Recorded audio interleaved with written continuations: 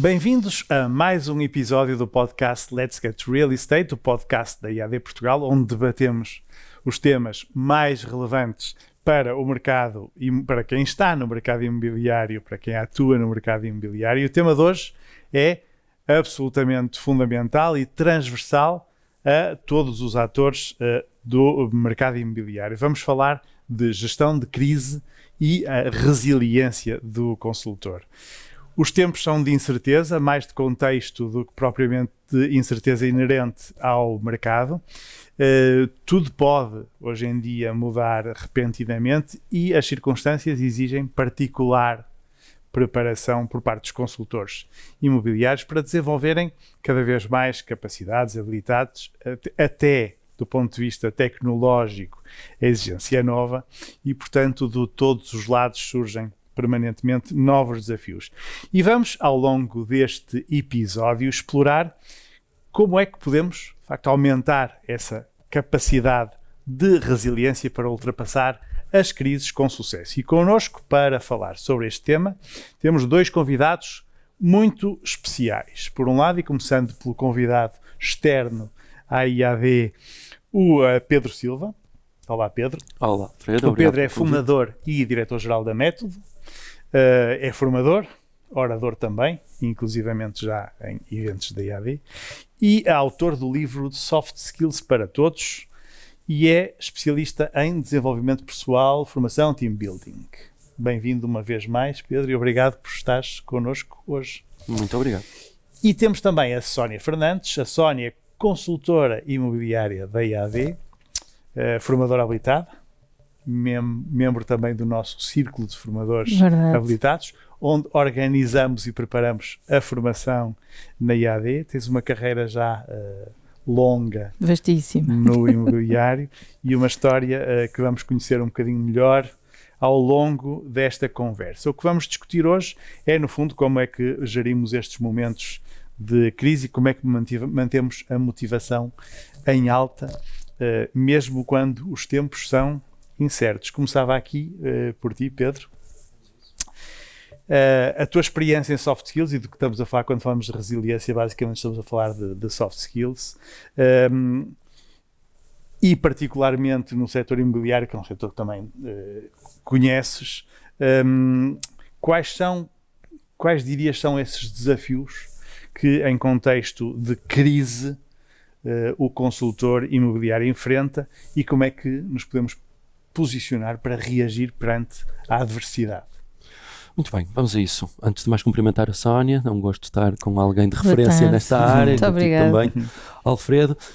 Ora, estes momentos de crise mais desafiantes, momentos que nos trazem às vezes mudanças significativas num setor ou no trabalho que fazemos, são momentos que acabam por ir buscar ao nosso conjunto, ao nosso kit de competências, algumas daquelas competências que nós não estamos tão habituados a usar. Portanto, as circunstâncias mudam, são diferentes, são mais desafiantes, obrigam-nos também a ir buscar competências que nós não usamos tanto e que são também elas capazes de resolver problemas que nós não estávamos tão habituados a lidar. Para situações assim mais desafiantes, situações de crise, que nós questionamos mais se vale a pena, aquilo que nós estamos à procura, eu acho que há duas competências que são essenciais. Uma é a atitude positiva, a outra é a confiança. Vou começar pela atitude positiva. Por vezes, este tema da atitude positiva, as pessoas acham que ter uma atitude positiva é olhar para algo que é negativo, para um problema, mas não o ver. Não o ver. É aquela positividadezinha que nós achamos que é tudo, tem que estar tudo muito bonito, tem que estar tudo muito bem. Ora, não é de todo isso. A atitude positiva é nós percebermos que vamos encontrar circunstâncias desafiantes, difíceis, momentos que se calhar nunca esperamos viver e que com isso nós vamos também procurar em nós competências que nós às vezes se calhar nem sabíamos que tínhamos. Uma força que se calhar nós nem suspeitávamos que tínhamos. E portanto esses momentos que são negativos, que são desafiantes, são problemáticos, devem ser encarados como oportunidades. Porque se vencermos esses, vencemos todos. Então a atitude positiva não é ignorar o que está mal, é encarar o que está mal, o que é problemático, procurando que recursos é que eu tenho, o que é que eu sei, o que é que eu posso fazer com isto. O que é que eu posso aprender com isto? E todos nós sabemos, pelos nossos percursos pessoais, profissionais, etc., que muitas vezes as circunstâncias mais difíceis das nossas vidas foram aquelas em que nós provamos que tínhamos capacidades que, se calhar, como eu dizia, nem achávamos que tínhamos, tomamos decisões que noutras circunstâncias nós não tomaríamos, e foram nessas circunstâncias que nós tomamos algumas das melhores decisões das nossas vidas. E às vezes também acontece o oposto, que é quando nós achamos que está tudo uma maravilha, aquelas decisões que temos nós as achamos... surpresas. Aquelas decisões que nós achamos que... Eu costumo dizer, no pior às vezes vem o melhor. E às vezes no melhor nós até nos esquecemos e uns anos mais tarde pensamos, estava no pior. Portanto, atitude positiva. Segunda parte, confiança. Momentos de crise em que nos abalam, em que nos abanam, nós começamos a duvidar até de nós mesmos. E por vezes, mesmo tendo experiência, mesmo tendo competência, nós vamos começar a colocar sobre nós mesmos e a nossa capacidade muitas questões. É aí que surge, por exemplo, a famosa síndrome do impostor. Que é, será que eu sou assim realmente bom? Será que o sucesso que tive até aqui, será que não foi obra do acaso? Será que não foi um conjunto de circunstâncias que não dependiam tanto de mim e agora que sou verdadeiramente posto à prova, vou falhar? Portanto, atitude positiva para encontrarmos o melhor no pior e uma confiança que se mantenha como estrutural para nós continuarmos a fazer o melhor trabalho que Confiança, podemos. estamos a falar um bocadinho também daquilo que costumamos chamar manter o foco. Sim. Certo? Sim. Ou seja, eu sei qual é a direção e mesmo que as circunstâncias ou mesmo que o vento me empurre pela lateral, Certo. essa importância de manter o foco. Sim, eu sei o que tenho que fazer, eu sei quanto valho, eu sei o que sou capaz e também do que não sou capaz. Conhecermos as nossas limitações é essencial e isso é um suporte, é uma base importantíssima para enfrentar estes momentos. Obrigado, Pedro. Sónia, atitude positiva, confiança, como nos dizia o Pedro, na prática e da tua experiência. Na realidade do dia-a-dia, não é? Da tua realidade do dia-a-dia. Quais achas quando o mundo treme à tua volta, não é? Quando, porque falamos aqui em contexto de crise, vamos a seguir falar um bocadinho, porque não é só a crise que testa a resiliência do consultor, não é? Sem dúvida. Porque ainda que o mercado esteja todo maravilhoso, nem sempre nós estamos em pleno e, portanto, também aí temos que ir buscar essa resiliência. Mas em contexto desta crise, como é que tu dirias que quais são os primeiros comportamentos de um consultor imobiliário de que não devemos abdicar, não é? Nesse sentido da confiança, a que comportamentos quotidianos eu me agarro? Primeiro que nada, nós estamos numa das atividades mais desafiadoras que eu penso que existem a nível do mercado. Nós praticamente todos os dias temos problemas para resolver, temos coisas que nos acontecem que nós não conseguimos explicar, mas para mim um dos aspectos mais importantes é que nós conhecermos a nós próprios. Nós temos perfeita noção até onde é que nós conseguimos ir e praticamente ser resilientes, que é um dos nossos temas hoje, para perceber que se eu achar que não sou capaz, como é que eu vou dar a volta por cima para fazer de maneira diferente? A confiança que o Pedro falava há pouco é extremamente importante. Obviamente que vai-nos criar aqui, temos que traçar vários caminhos para lá chegar, mas cada vez mais nós vimos forçados a ter novas atitudes, novas regras, novas formas de encarar o imobiliário, porque senão nós acabamos por ficar um bocadinho para trás daquilo que é a realidade hoje em dia. O facto de nós criarmos estas expectativas, o caminho que há pouco falávamos, também depende um bocadinho de nós. Se nós não nos conhecermos, como é que nós vamos para o mercado de trabalho e dar-nos a conhecer? Praticamente eu acho que tem muito a ver com a nossa forma de estar, como nós nos apresentamos, o que é que nós queremos, o foco e onde é que queremos chegar, para mim é extremamente importante e acho que temos que encarar o dia-a-dia dessa forma. Falávamos mais de comportamentos e de técnicas, de ações, do ponto de vista mais do lado das emoções, e nós já passámos algumas. Crises juntos, Covid, crise inflacionista, agora quase todos os dias crises de geopolítica internacional, mas do ponto de vista emocional, e falemos, por exemplo, visto que vivemos hoje em dia, ligamos a televisão e há alguma coisa nos abala, como é que eu amanhã, com que emoções eu trabalho para amanhã estar focado no objetivo e no resultado. Se vamos falar de emoções, falamos daquelas que nós encaramos todos os dias. O medo de, a forma de estarmos, de nos comportarmos, a forma como as pessoas, que nós estamos muito preocupados com o que a pessoa nos vê e não propriamente com a forma como nós devemos se manter, a parte emocional de toda esta atividade. Eu acho que também depende de nós como é que criamos essas pequenas nuances que estavas a falar há pouco. O que é que nos limita, o que é que nos transforma. Eu posso encarar esta atividade se calhar não sou daquelas pessoas que paro quando há uma contrariedade, pelo contrário, vou estudar como é que eu vou ultrapassar. Emoções temos todos os dias quando temos que encarar alguém que não tem o melhor comportamento connosco, as atividades políticas, como falámos há pouco, que também mexe com o nosso cliente e também vai mexer com a nossa atividade. Eu acho que nós próprios temos que tentar perceber como ultrapassá-las e não evidenciá-las. Trabalhá-las, obviamente, também temos que ser nós a trabalhá-las da melhor forma, mas temos que arranjar sempre uma forma que seja sustentável também para nós e para as podermos ultrapassar. Emoções em todas as atividades da nossa vida nós temos, seja profissional, seja a nível pessoal, portanto temos que aprender a geri-las e acho que nós tornamos melhores seres humanos quando começamos a encará-las e a perceber, eu estou a passar por isto, mas porquê é que eu estou a passar? E aí muitas das vezes nós encontramos as respostas, como há pouco o Pedro dizia, das coisas mais simples que estão às vezes à nossa frente e que nós nunca damos importância e elas estão lá. E as emoções podem todas elas ser combustível, não é, Pedro? Todas elas nos alimentam. Às vezes deixamos-nos consumir pelas emoções, mas nós podemos consumir esse combustível, certo? As emoções estão sempre em nós. Acho que a Sónia partilhou isso em todos os contextos. Portanto, nós somos emoções e a capacidade, em primeiro lugar, de tomar consciência sobre elas é um ponto muito importante. Isto é, muitas vezes nós nem nos apercebemos que estamos a ter uma determinada emoção. Essa autoconsciência emocional, é assim que se designa, é uma competência pessoal muito importante. Depois temos que ter capacidade de autogestão emocional. São coisas diferentes. Uma coisa é eu saber o que estou a sentir, outra é eu ter capacidade de alterar o meu estado emocional para uma outra emoção. Por exemplo, esta questão do medo é muito interessante. Como é que eu passo de medo, que ainda por cima é uma emoção base, uma emoção primária, para uma emoção mais positiva, para algo que me mobilize mais para a ação. Ser capaz de alterar esse estado é muito importante. E depois fazermos a mesma coisa, mas com os outros. Autoconsciência emocional em nós, consciência social nas emoções dos outros. O que é que o meu cliente está a sentir? Não é? O que é que o meu concorrente provavelmente também estará a sentir, porque ele também tem emoções. Não é? Eu costumo às vezes brincar e dizer, há aquela máxima, o cliente tem sempre razão.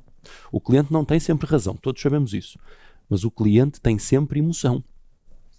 Como é que o meu cliente se está a sentir também? Ler emoções nos outros e ser capaz, em último lugar, de interferir e mudar positivamente também as emoções dos outros. Ora, todo este trabalho emocional que começa em nós e chega aos outros é um caminho que temos que fazer para ir aprendendo e para ir desenvolvendo.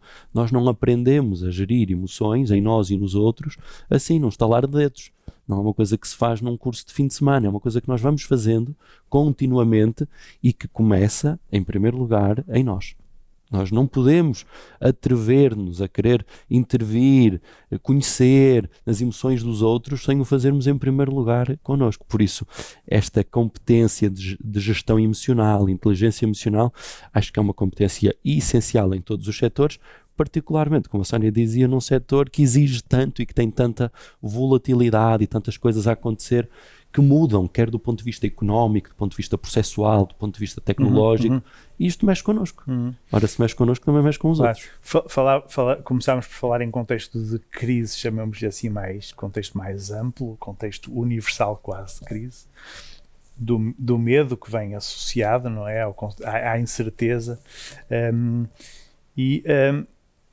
mas mais concretamente, pensando no mercado imobiliário e na vida do consultor imobiliário,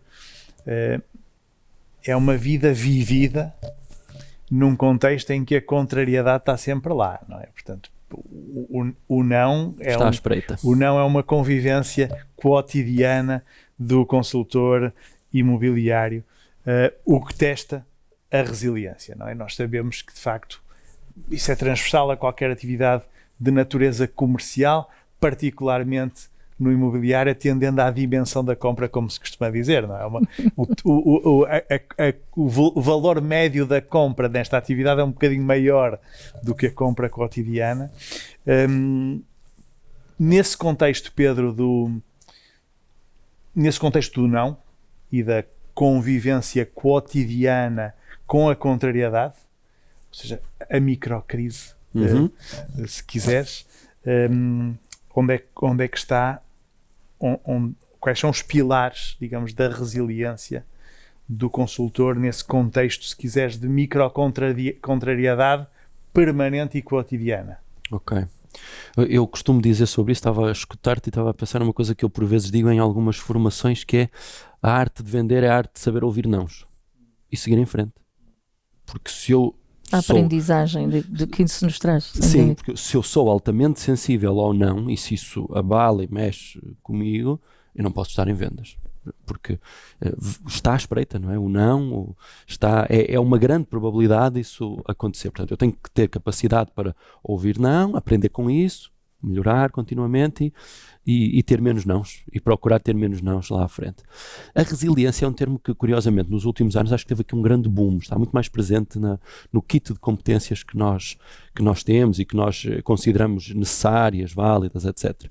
A resiliência é um conceito que vem da física e que diz respeito à nossa capacidade, ou à capacidade, por exemplo, de um material, uma matéria, para restabelecer as condições de origem.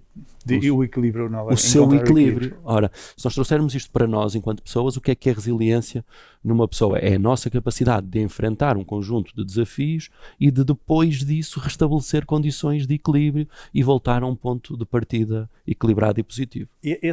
Desculpa se te interrompi, mas esse processo treina-se, ou seja, essa capacidade de sair do equilíbrio, voltar ao equilíbrio, sair do equilíbrio, voltar ao equilíbrio, isso treina-se? Sim, treinamos a forma como aprendemos a lidar com isso do ponto de vista emocional, do ponto de vista mental, até do ponto de vista social, porque nós só crescemos fora do equilíbrio, nós só aprendemos fora da nossa zona de conforto e de equilíbrio, mas precisamos, para beneficiar dos ganhos dessa aprendizagem, de voltar a pontos de equilíbrio.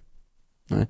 É quase como nós quando fazemos uma viagem. Não é? Nós, para crescer e para conhecer coisas novas, culturas novas, precisamos de viajar. E gostamos de viajar. Mas sabe-nos bem voltar, não é? Mas sabe-nos bem voltar a casa. E precisamos destes dois polos, não é? Precisamos do ir e precisamos do voltar. Ora, na resiliência acontece o mesmo. Nós precisamos de sair para o diferente, para o desafiante, para crescer, para aprender, e precisamos de voltar para incorporar essas descobertas e aprendizagens. Precisamos disto desta forma. O que é aqui muitas vezes importante? É que a resiliência, a minha capacidade de passar por desafios, por estímulos e voltar a esse ponto de equilíbrio é testada mais vezes. Certo. Há mais crises, há mais desafios, há mais problemas. Os ciclos são mais apertados. Os ciclos são mais rápidos. Ou seja, há menos tempo para eu integrar aprendizagens e para as consolidar. Sim. Quando eu já estou num processo de adaptação e integração das novas competências, elas já estão a ser testadas de uma forma muito mais avançada. Ou estão a ser exigidas outras, diferentes. E, portanto, tudo é mais rápido, intenso e complexo hoje, também a este nível da nossa resiliência. Por isso, o que é que nós podemos fazer para desenvolver a nossa resiliência? Autoconhecimento é essencial. Percebermos o que é que temos de competências, o que é que precisamos de desenvolver, o que é que mexe connosco, o que é que nos tira do sério, o que é que nos faz sentir bem, quais foram os melhores momentos que tivemos, os momentos mais difíceis que tivemos. Esta autoconsciência é importantíssima para nós conseguirmos ter alguma capacidade de antecipação. Depois, a questão da inteligência emocional, que é muitas vezes nós perdemos-nos na questão das emoções. São as emoções que nos levam muitas vezes para onde nós não queremos ir. Ou nós as controlamos, ou elas controlam-nos a nós. E por isso, melhor capacidade de regulação emocional vai ajudar-me a enfrentar melhor o desafio que tenho e a sair dele de uma forma mais positiva. Acho que estas são duas áreas importantes. Uma terceira, eu acho que pode ser interessante, e acredito muito nisto, é a forma como nós também podemos beneficiar da partilha, do crescimento com pares, com colegas mais experientes, que se calhar nos vão ajudar a relativizar um pouco aquele problema que para nós é um grande drama e que aquele colega mais experiente se calhar já passou por aquilo e se calhar não é assim um problema tão grande, mas que nos vai ajudar a enfrentá-lo, a superá-lo e depois a retirar daí as devidas aprendizagens para seguirmos em frente. Acho que esta partilha, esta aprendizagem com os outros, recebermos feedback dos outros, pode ajudar muito a esse nível. Essa é a deixa perfeita para ir outra vez à Sónia, porque falávamos aqui desta partilha e desta permuta, digamos assim, de experiências com os pares. E aqui falava com a Sónia, consultora imobiliária, porque te ia perguntar, enquanto consultora imobiliária, se tu sentes, e tens sido particularmente testada, quer do ponto de vista técnico, quer do ponto de vista também pessoal, por desafios diversos, como é que tu sentes que este teu nível de autoconfiança que o Pedro falava é chave para ir ultrapassando com sucesso estes ciclos de confronto com a crise e regresso à zona de equilíbrio cada vez mais, e que se tu sentes ou se tu consegues ver no teu percurso esse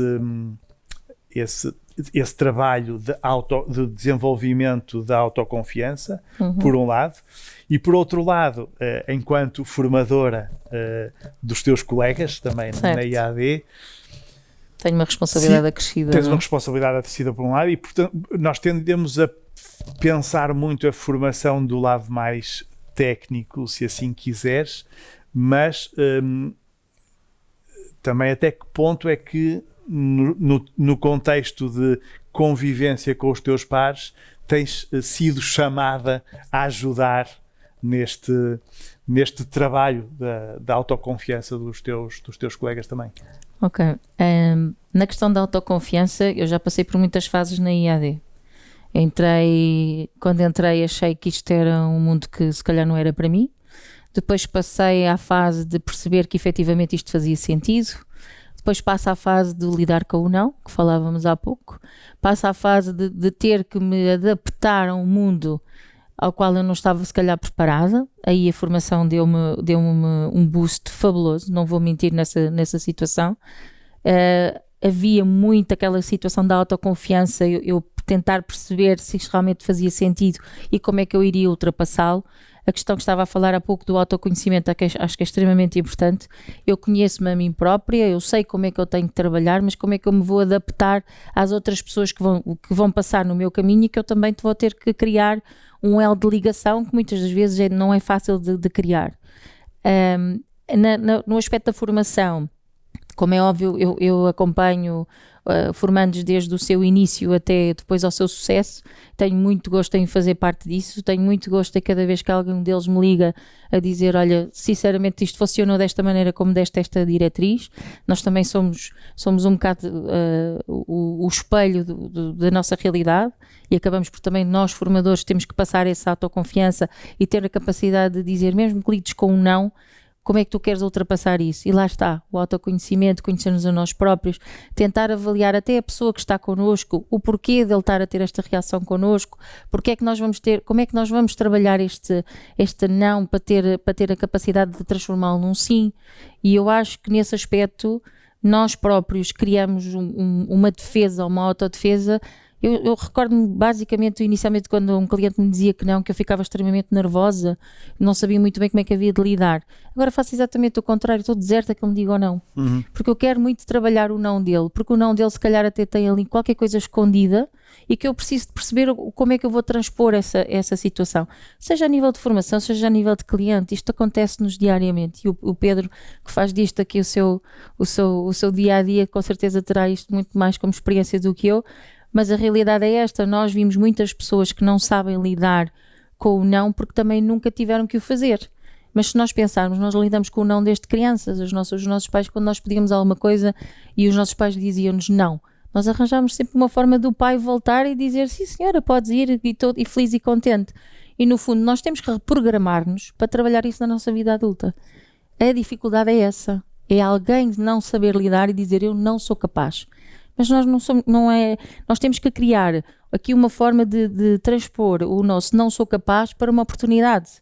Então é aí que eu acho que nós devemos fazer o nosso trabalho como consultor imobiliário, e enquanto formadora vejo-me nessa necessidade de explicar aos formandos muitas das vezes que lida com o não, mas sabe lidar com ele.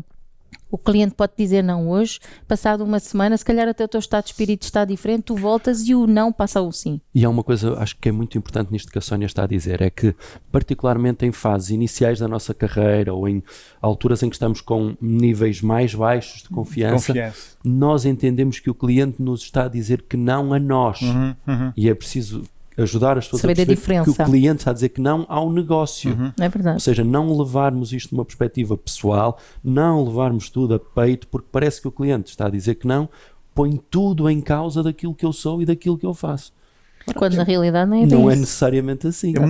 Muito curioso, porque era a reflexão que, enquanto ouvia também um bocadinho a Sónia, e tu pegaste exatamente nesse ponto, e eu ia levá-lo um bocadinho mais longe eventualmente, que é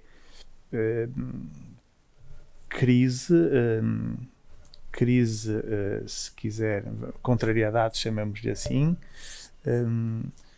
foco, autoconfiança, mas e quando tudo falha, de onde vem a motivação? Que é isso que tu estavas a dizer, Pedro, que é ok, eu sei que o não faz parte da minha atividade, venço porque desenvolvi, treinei a minha autoconfiança, mas em momentos de fragilidade adicional, seja de contexto, seja pessoal, seja o que for, onde é que eu vou buscar a motivação? Ou seja, quando o contexto é desfavorável e quando a minha autoconfiança, ou porque não a trabalhei devidamente, ou porque de facto o contexto era particularmente desafiante, quando tudo falha, onde é que eu vou buscar a reserva adicional de motivação? Eu diria que pode haver duas fontes, e explico porque é que são duas e porque é que elas podem funcionar. A maior parte das pessoas alimenta-se de resultados. E perante a ausência de resultados, não se alimentam de nada. E, portanto, aí questionam tudo e põem tudo em causa. Duas ótimas fontes dessa motivação podem ser, a paixão. Ser verdadeiramente apaixonado por aquele setor, por aquele trabalho, por aquilo que está a fazer. Como eu costumo dizer, gostar de o fazer ao ponto de conseguir pensar que eu faria isto mesmo que se eu não precisasse trabalhar. Imagina que condição financeira, subsistência não era um tema. Eu faria isto, eu faria disto vida. Há pessoas que gostam verdadeiramente daquilo que fazem e fariam no mesmo que não tivessem que ter um emprego e fariam isso com gosto. Portanto, essa paixão é uma ótima forma de gerar nova motivação. Depois há uma segunda que é aquela que alimenta os resultados, que é processo. Poucas pessoas encontram verdadeira motivação no processo e eu acho que isso faz muita diferença. O que é o processo? O processo é aquilo que antecede os resultados. Um dos fundadores do coaching, o Tim Gallwey, tem uma frase muito importante que é doing and doing well has no competition. Fazer e fazer bem feito não tem competição. Quando eu me apaixono por fazer cada vez melhor, repetir, refinar o processo, mesmo que por vezes ele não me esteja a dar o resultado que eu quero, não estou a conseguir concretizar o negócio, não estou a conseguir faturar, não estou a conseguir fechar aquilo que eu quero fechar, mas sei que estou a fazer cada vez melhor e sei que se o continuar a fazer, isso vai gerar resultados, estou muito mais perto, por exemplo, de numa situação de crise, eu conseguir ultrapassar essa crise e sair mais forte, do que aqueles que vivem apenas de resultados e que em situações de crise, com menos resultados, desistem, abdicam, questionam, deixam de fazer. Portanto, ou através do drive, da paixão, do gosto, que isso regenera muita motivação em nós, ou sermos capazes de nos apaixonarmos e de gostarmos verdadeiramente, encontrar motivação no processo, não só no dia de celebrar a vitória. Não é? Para nós é impossível pensar que um atleta olímpico só gosta do momento em que recebe de 4 em 4 anos a medalha. Quer dizer, é impossível. que é que o alimenta entre vitórias, não é? O que é que ele faz 4 anos? Sim. Portanto, ele tenha que estar motivado para treinar 4 anos, que é o tempo do ciclo olímpico. Ora, vamos pensar nós, nos nossos trabalhos, estamos motivados para fazer aquilo que está muitas vezes na sombra, aquilo que ninguém vê, mas que está na base e que alimenta e vai sustentar os resultados que nós vamos querer ter lá à frente. O Pedro falou em paixão e em processo como recursos para vencer os momentos em que até a autoconfiança nos deixa pendurados. Sónia, da tua vivência, até porque na IAD temos um bocadinho esse modelo em que há sempre alguém a olhar por nós, não é? Que é a pessoa, o coach, a pessoa que nos integra, que nos acolhe, que nos forma.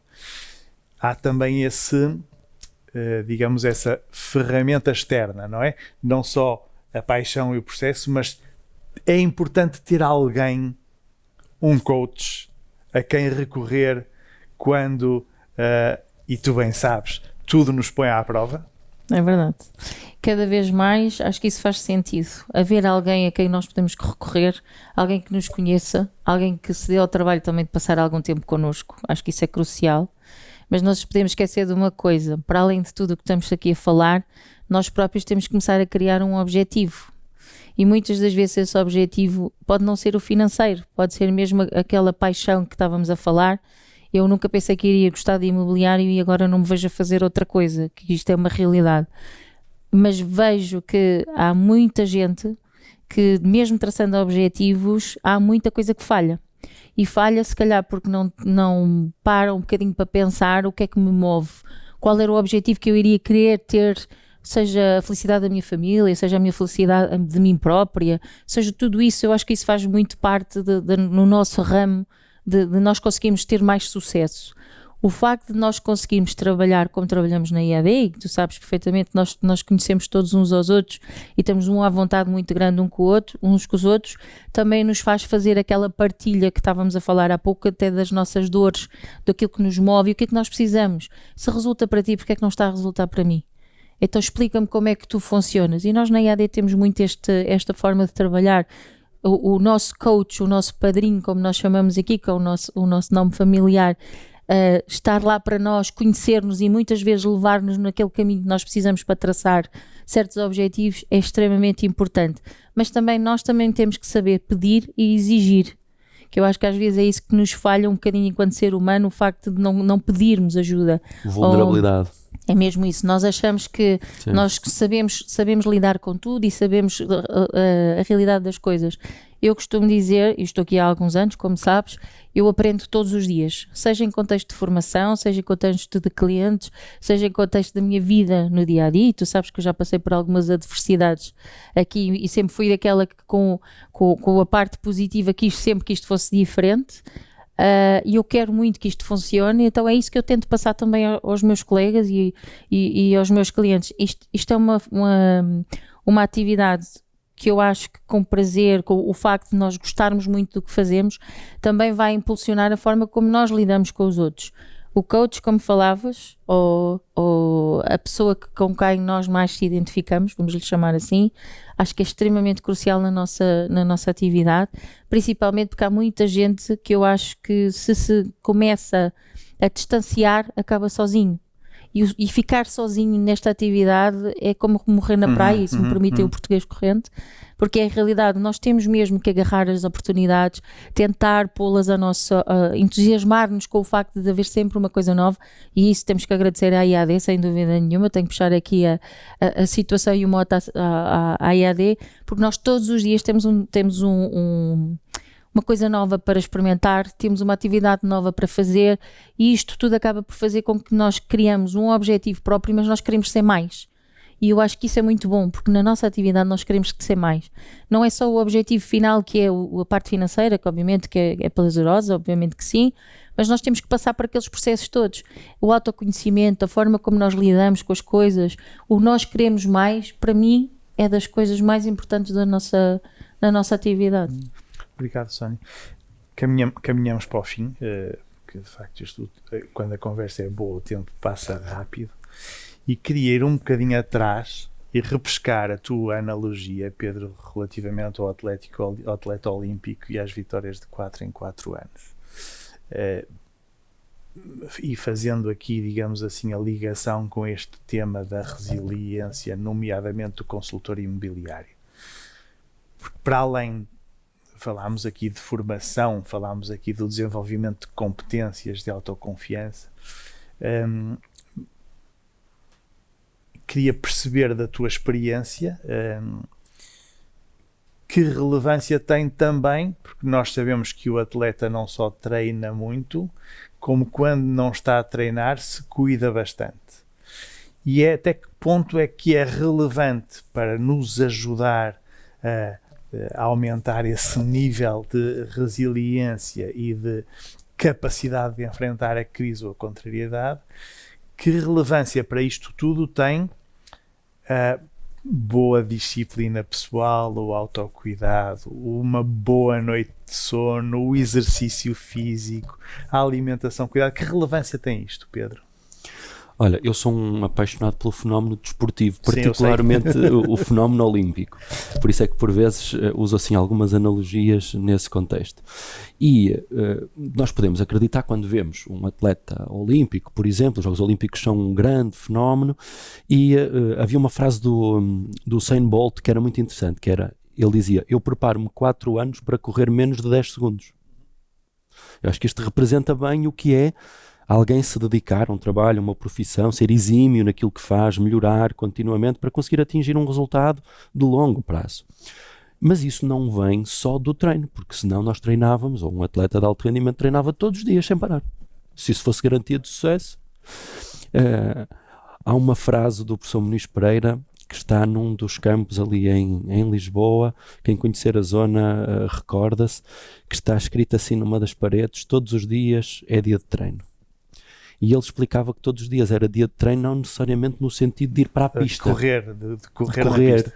Era dia de treino também o dia em que eu tenho que ser disciplinado e focado para treinar, para ouvir as instruções do meu treinador, etc. E também, se calhar no dia seguinte, tenho que ser disciplinado para recuperar, para descansar, para me alimentar, para dormir, não é? Para fazer o tratamento. Tudo isso, ainda que por vezes indiretamente, contribui para as minhas condições de atingir um resultado final. Só que nem toda a gente está disponível para fazer aquilo que é preciso fazer. Todos praticamente estão interessados em ganhar. Nem toda a gente está interessada em fazer aquilo que é preciso fazer para ter melhores condições de treinar. E depois, no treino, encontrar as melhores condições para competir. Pouca gente está disponível para, por exemplo, descansar. Descansar verdadeiramente, não é estar no sofá sem fazer nada.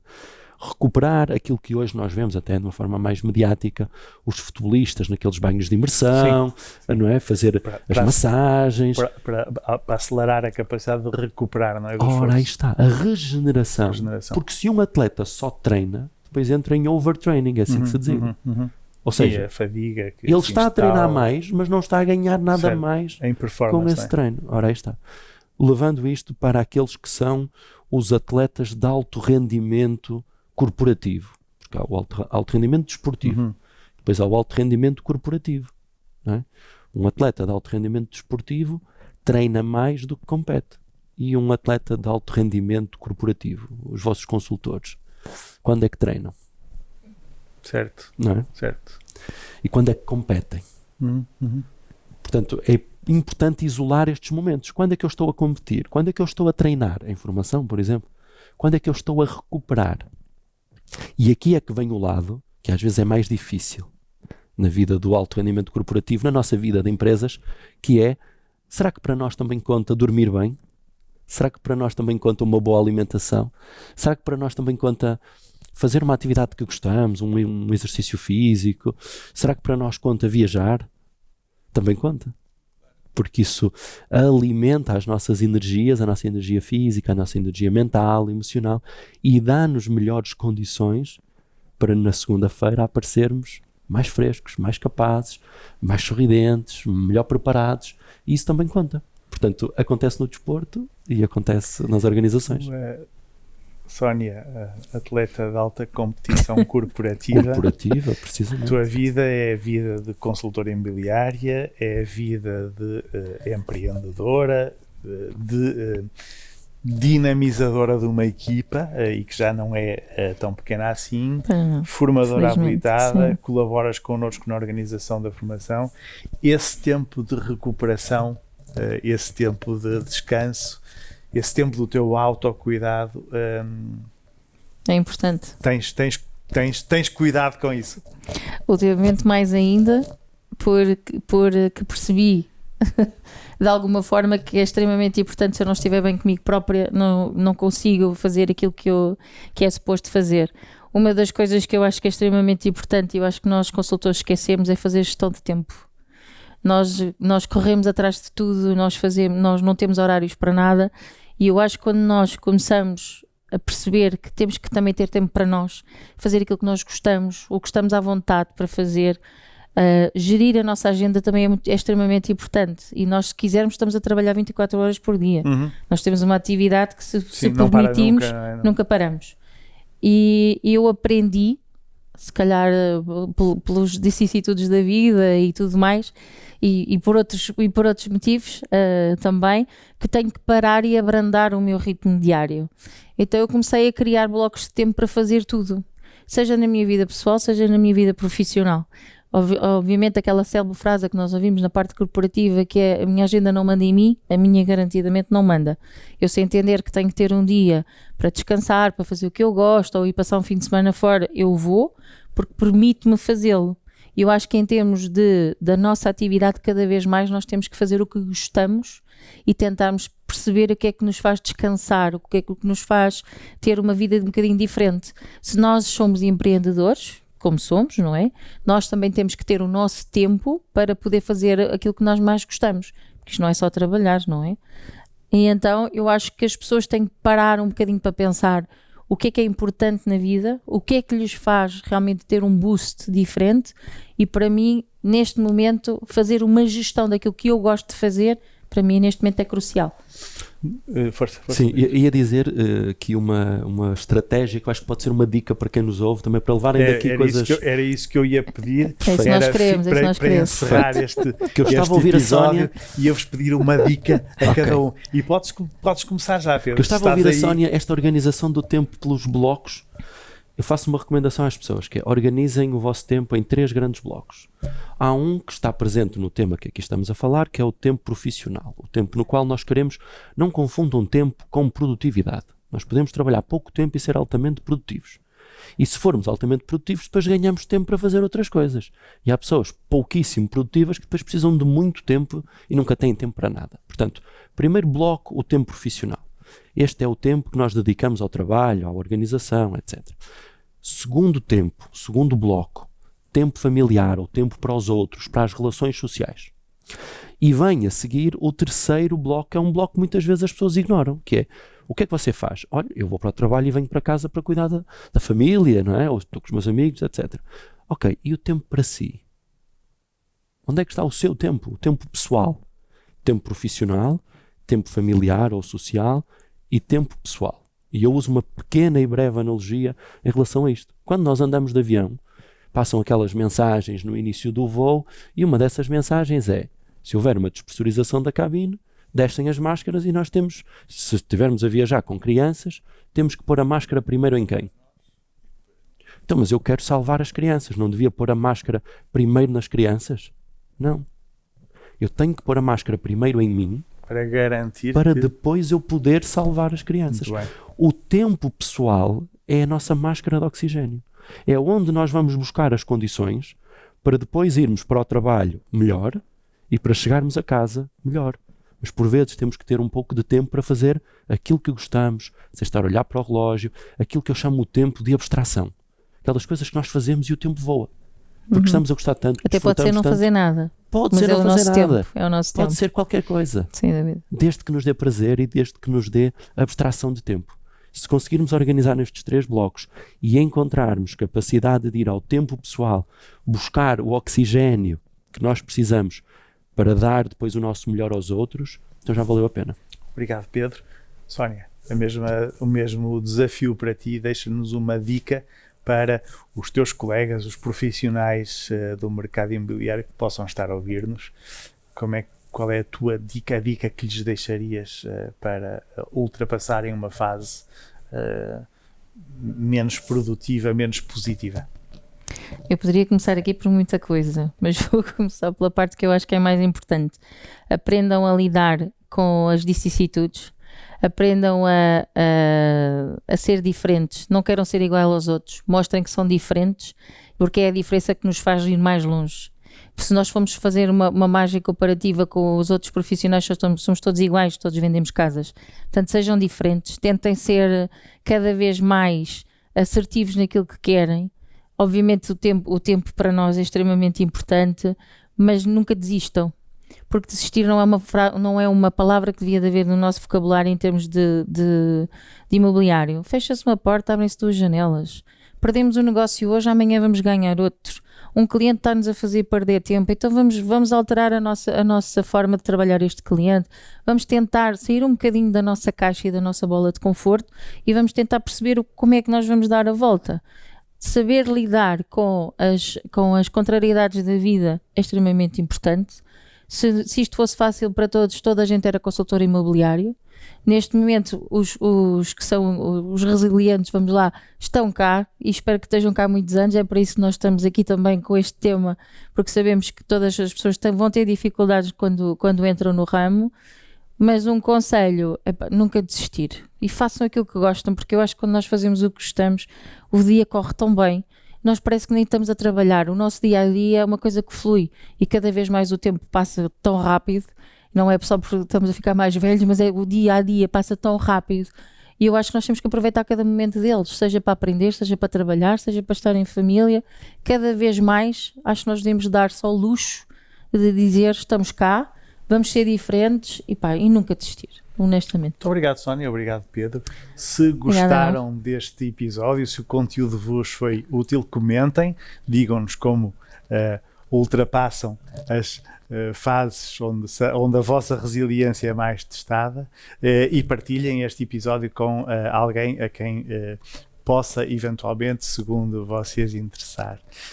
Da minha parte, muito obrigado uma vez mais aos meus convidados e vemo-nos no próximo episódio.